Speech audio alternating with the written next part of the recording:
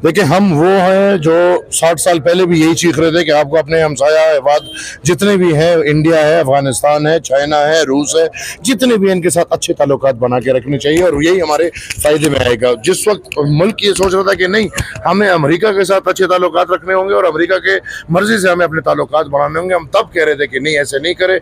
आज अगर वैसे हो रहे तो हम इसको खैर मकदम कहते हैं, 50 साल बाद ही सही, लेकिन आज खान अब्दुल गफ्फार खान और खान अब्दुल वली खान की याद दिलाई जा रही है और वो हमेशा ये चीखते थे कि रशिया के साथ आपके अच्छे ताल्लुकात लाजिम और मलजूम है।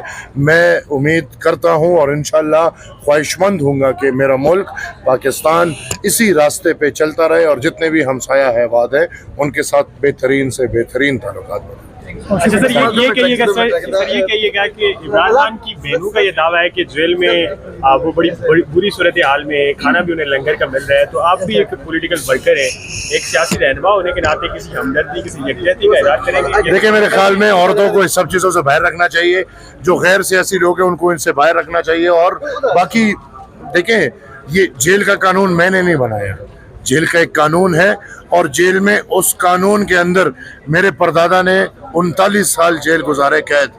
उनको क्या मिला है? वीआईपी खाने मिले? उनको क्या वीआईपी घर मिले? उनको क्या वहाँ पे मोटरसाइकिलें मिली है, साइकिलें मिली है? तो देखें, फिर आप जब सियासत करते हैं तो सियासत में फिर आपको, मैं उस घराने से ताल्लुक़ रखता हूँ जिसमें मेरे परदादा ने 39 साल कैद गुजारी है, मेरे दादा ने 12 साल कैद गुजारी है, मेरे वालिद ने 7-8 साल कैद गुजारी है।